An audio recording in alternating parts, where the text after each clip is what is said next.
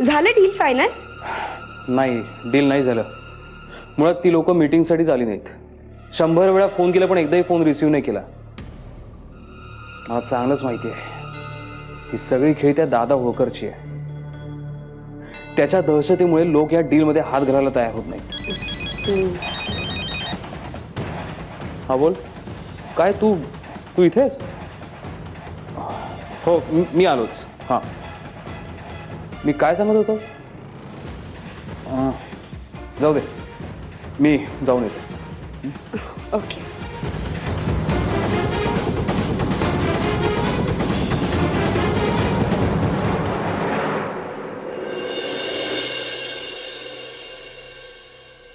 आत्ताच doctor पाठारेंचा phone आला होता, तेव्हा त्यांनी सांगितलं. तू म्हणत असशील तर आपण उद्या सुद्धा निघूया चेन्नईला. कसं करूया? तू म्हणशील तसं. बाय. मग मी प्रियाशी बोलून ठरवते.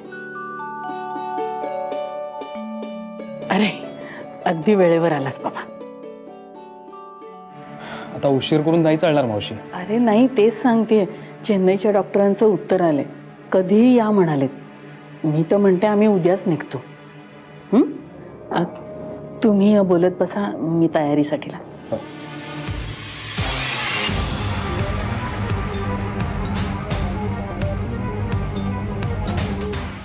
हे बघ, मी मधुराशी जे काही बोललो ते तिच्या आणि इव्हेंच्युअली तुझ्याही भल्याचंच आहे. हो, आणि तू मित्र असून सुद्धा पाठीत खंजीर खूप असलास. त्याचं काय? अच्छा, हेच मी तुझ्याबद्दलही बोलू शकतो विहंग.